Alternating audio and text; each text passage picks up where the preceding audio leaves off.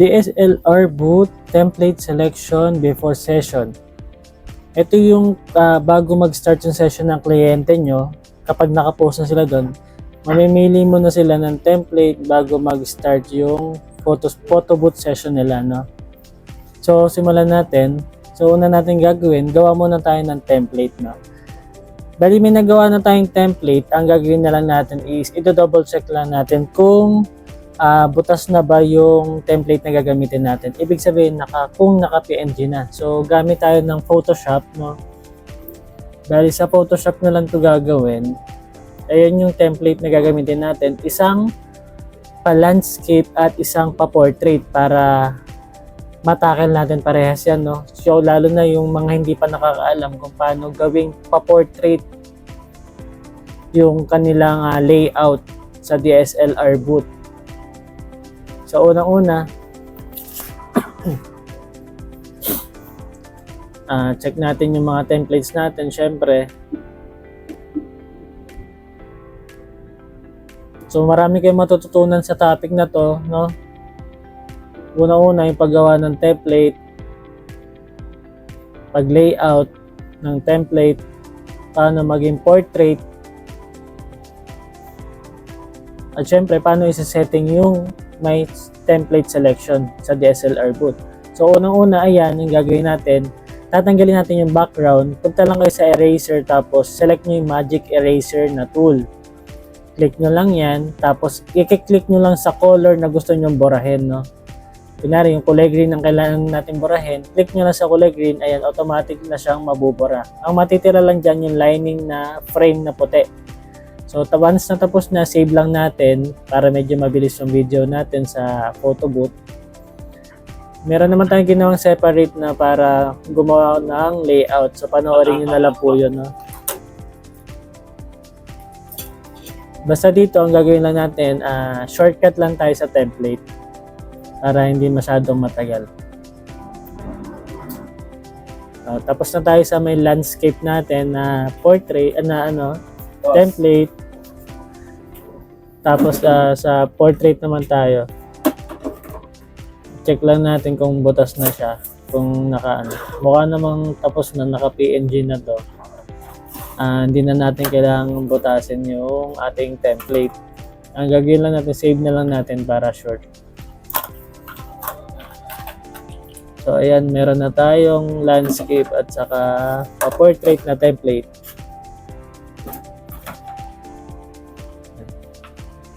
Kapag na-prepare nyo na yung dalawang template na gagamitin nyo, okay na yan. So, yan, check natin, PNG. Right-click, Properties, para makita nyo kung PNG din. Tapos, start na tayo. Punta tayo sa ating DSLR boot na application.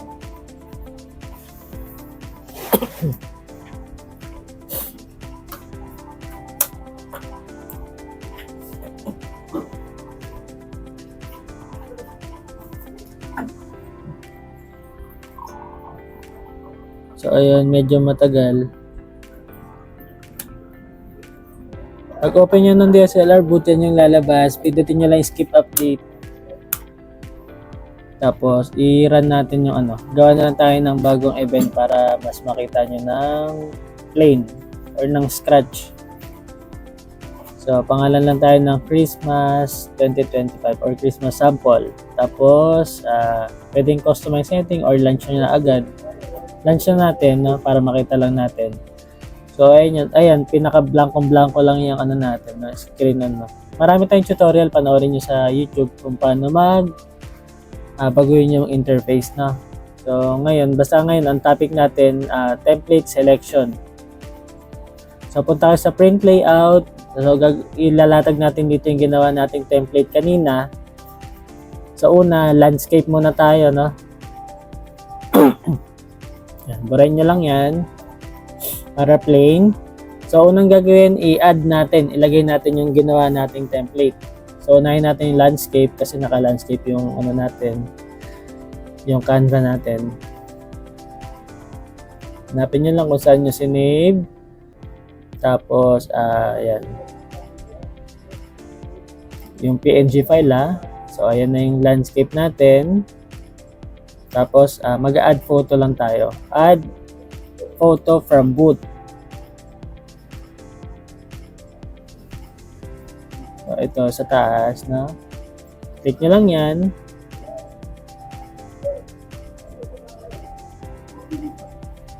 So, papansin nyo, yan. Pa-portrait, pa-landscape yung number 1 natin. Di ba? Pag binatak natin siya, pa-landscape siya, no? Medyo lampas lang kasi maliit yung parang sa frame natin. Pero okay lang yan kasi mag-auto-crop po yan, eh. Ang mahalaga, pasok, hindi siya lampas dun sa frame na ginawa natin, no?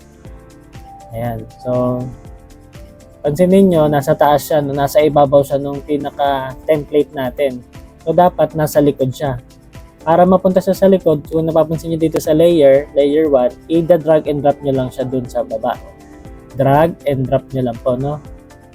Hold, drag, tapos drop nyo sa ilalim ng template. O yan, nasa likod na po siya nung template natin na landscape. Sunod is, yung second photo natin, ito, kailangan i-check muna natin kung pasok siya dun sa frame natin, no? Ayan. Tapos, ganun ulit, drag and drop sa ilalim ng frame para pumunta siya sa likod. Ayan, diba? Yung pangatlo, ito naman po, drag and drop nyo lang din po. No? Isakto nyo lang muna sa frame. Ayan. Drag and drop lang sa ilalim ng template. Ayan. Okay na po yung ating landscape na template, no? So, syempre, ang susunod naman natin gagawin ay yung isa pang template natin, which is yung pa-portrait, no? Testing muna natin tong unang template natin, no?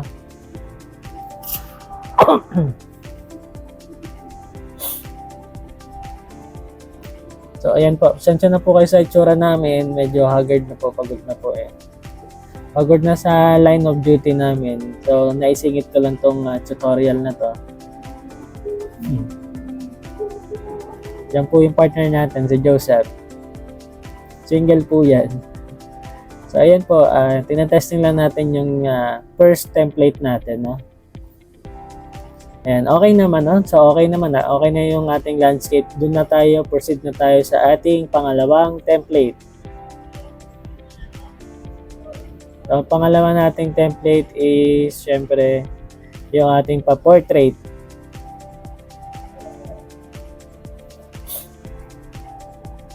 Ayan, save nyo lang yan, no? May ayan yung save, yung kung nakikita nyo sa screen. Pindutin nyo lang yung save, tapos create nyo lang tayo. New template, no? Automatic nakasave na po yan. Tapos pangalanan nyo po, no?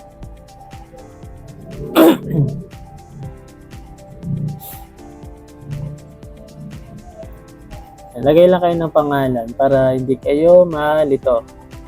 Tapos save nyo lang. Ayan na, nasa blank Canva na tayo ulit. So, para maging portrait siya, so pansinin nyo, lalagay natin portrait na natin template, no?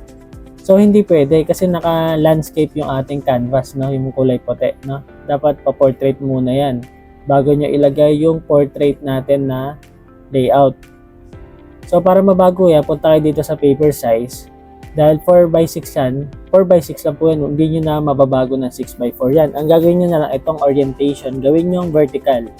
So ayan, napansin nyo, pa-portrait na siya, pa-vertical na yung Canva natin. No? So mag-fit na yung ginawa nating template. No? Batakin nyo lang po, sakto po yan sa 4x6 or yung 4R natin na template. So ang gagawin na lang natin is ilalatag natin yung ating mga photo. No? Photo from booth. So, ang mangyayari dyan, yung nasa kaliwa, kung ano yung picture dun sa kaliwang tatlo, yun din yung magiging picture sa kaliwa, sa kanan na tatlo, no? So, para magawa nyo po yun, lagay tayo ng photo booth, from photo booth na photo. Pansinin nyo, naka-landscape yung number 1 natin. So, dapat pa-portrait din siya. Ayan, hahatakin natin, no? O, diba? Pa-landscape siya, dapat patayo. Or pa-portrait siya. So, yung may gagawin tayo dyan, syempre, papakita ko sa inyo. Up lang kayo dito, tapos hanapin nyo yung keep aspect ratio. Kailangan naka-off siya para magawa nyo po siyang pa-portrait, no? Para may resize nyo siya ng portrait na nakatayo din yung number 1. Pansin nyo po, di ba? Nabago po natin. Ibig sabihin, pa-portrait na po ang labas niyan sa output. So, para tapos, ang gagawin natin, kung ano yung picture na nasa kaliwa, yun din yung lalabas na output sa kanan. So, dapat ika-copy-paste nyo lang po itong number 1 na to, no? So, pwede yan i-drag and drop nyo dun sa may baba or pindutin nyo po yung Control-C sa keyboard tapos Control-V face para maging makopy po siya, no? Or ganyan yung ginagawa ko sa screen. Ayan. So, kung ano yung magiging output ng number 1, yung unang shot, makakopya lang dun sa kanan na side. Sa kanan na photo rin, no? Tapos, i-drag and drop dyan lang, pababa dun sa template para nasa likod po siya ng ating template, no? Hindi siya dun nasa ibabaw. So, yung number 2 naman, ito yung pangalawang shot natin. So, katulad na sinabi ko, ayan, naka-landscape siya pagka bago pa lang. So, i-off nyo lang yung keep aspect ratio para magawa nyo siyang pa-portrait, no? Or mahatak nyo siya na pa-portrait. So, off nyo lang po ito. Tapos, ayan, i-resize nyo lang po. Ayan, kung napapansin nyo, nare-resize natin siya ng kahit na anong size, no? Ayan. Itatapat nyo lang syempre dun sa frame, no? At kung napapansin nyo, nasa ibabaw yung number 2 na yan. Dapat yan nasa likod mamaya, no? So, para mapunta sa likod, i-drag and drop nyo lang po sa ilalim ng template natin, no? So, una, syempre, copy nyo muna para hindi na kayo mahirapan. So, para makopy, drag and drop nyo lang dun na, yung nasa gitna po na yan, no? Copy po yan. Duplicate po ang tawag dyan, no? O kaya is copy-paste lang. Control-C, copy, Control-V, paste. Ayan, tapos pesto nyo lang po. Then, okay na yung second photo natin. So, ang gagawin nyo lang, i-drag and drop nyo ito para mapunta yung number 2 sa likod ng template. Nasa ibabaw kasi yan. Hindi kita yung frame natin na design. O, ayan, nasa likod na siya. Ito naman yung pangalawa. Tapos, ang susunod natin is yung pangatlo na po. Yung third photo natin, no? So, same lang ulit, naka-landscape yan. Para maging portrait, i-off natin yung keep aspect ratio. Ayan. So, ulitin ko lang, ang topic natin dito is template selection tutorial. So, mangyayari dyan, pag-start ng session ni client, lalo na kung naka-touchscreen kayo, mamimili muna sila ng template bago mag-start yung session nila, no? Sa mga hindi po naka-follow po dyan, pa-subscribe na lang din po and pa-like ng ating video. Tapos kung gusto nyo ng application ng DSLR both version 7, PM nyo lang ako sa Facebook or sa ating TikTok account. Ayan, so pag natapos na natin yung template natin, i-save na po natin, no?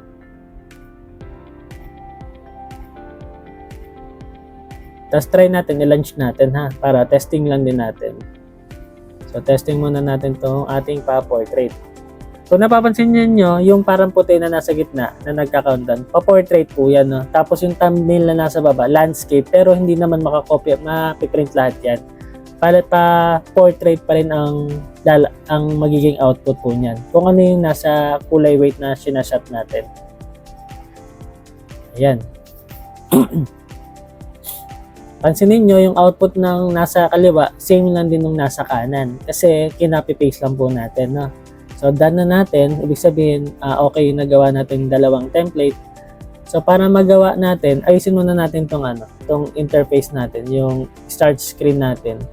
So, para matanggal yan, punta kayo sa screen editor. Meron dito separate tutorial, pero dito, bilisan lang natin, no? Tatanggalin natin tong mga icon. Ititira lang natin yung isa.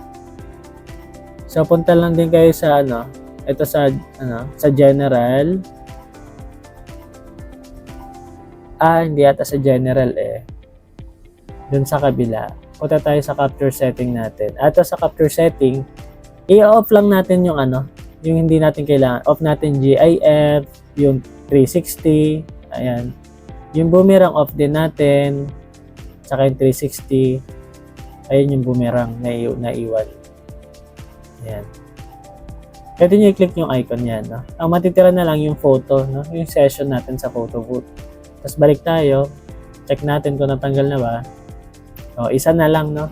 So, i-center lang natin, ayusin natin para mas maganda tignan. Screen editor lang kayo, tapos click nyo lang yung icon, then batakin nyo lang. Place nyo lang po sa gitna. Tapos pag na-place nyo sa gitna, ayan, okay na po yan.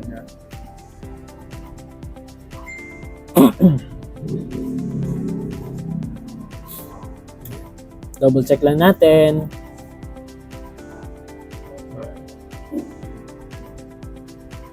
So, ayan. Okay naman na. Tapos, launch natin. Tapos, tignan natin kung okay ba yung itsura na. Ayan, okay na. Okay. So, pansin niyo plain black lang yung screen, start screen natin. Meron tayo sa ibang video dyan na may tutorial. Pwede maglagay dyan ng slideshow, no? Panoorin nyo na lang po. So, sa ngayon, balik tayo sa natin. Ayun yung welcome screen natin, no? Ayan. Panoorin nyo ibang video natin. May tutorial tayo ng separate dyan kung paano maglagay ng animation o kaya yung start screen o kaya yung live view. Dito sa video natin, chine-check lang din natin kung meron tayong nakalimutan. Ito na yung part na mamimili tayo. Choose template, no? Sa welcome screen, pansinin nyo yung iniikutan natin. Ayan, i-on po natin yan para pag start ng session ng client, is lalabas na yung pagpipilian niya, no?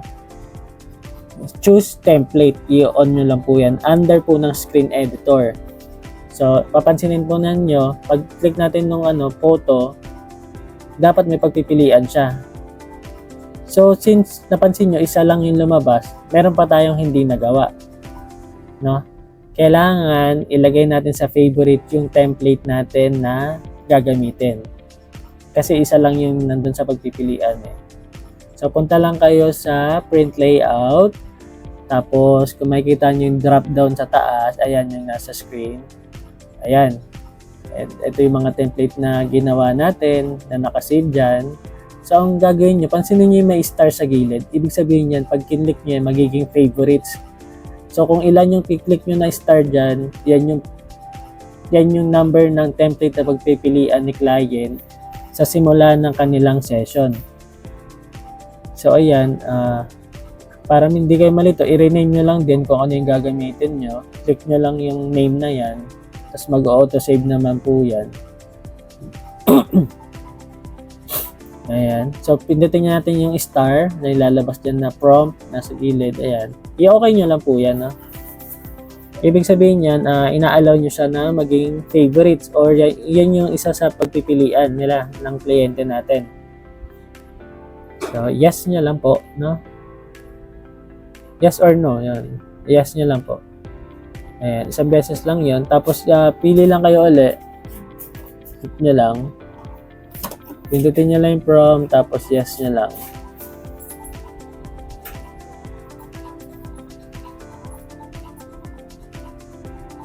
Ayan, basahin nyo lang din para sure kayo. Pero yes nyo lang po yan. Click the yes, tapos, ayan, lalabas na yung star. Pili kayo ng dalawa, yung ginawa nating template po, no? Ito pa yung isa sa taas. Ayan. So, ayan, lagyan nyo ng favorites din yung isa. Kailangan pare silang naka-star. Ayan, baguhin nyo yung pangalan para hindi kayo malito. Tapos, click nyo lang. Then, click nyo yung star sa gilid para maging favorites. Ayan, okay na po yan. Tapos, testing natin yung ginawa natin kung tama na pa. Launch natin yung system or yung DSLR boot kung tama na yung nagawa natin. So, example, start na yung session. O, ayan po. May lumalabas na yung pagpipilian ni client, no? Isang pa landscape at isang pa portrait. Ayan. So, testing natin. Teka. shy type po yung nasa camera natin, i-cancel natin. Test pa po natin ng isa. So ayan po, no, start nung session ng client. Pag click niya nung photo na button, lalabas yung selection ng template. So mamimili si client. Testing natin parehas ng template natin. So unahin natin yung landscape. So ito yung first shot. Ito yung second. Landscape po ito. Pansinin niyo po yung kulay puti na screen. Pa-landscape po siya. Tapos yung thumbnail pa-landscape. Lagi naman naka-landscape yung thumbnail.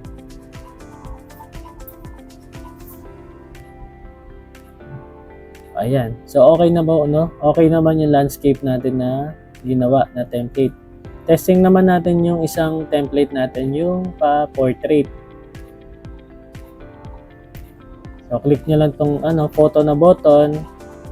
Then, mamimili si client.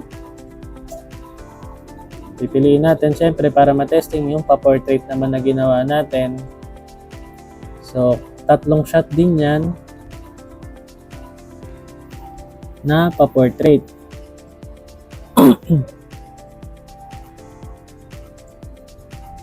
Second shot, may last pa po na photo.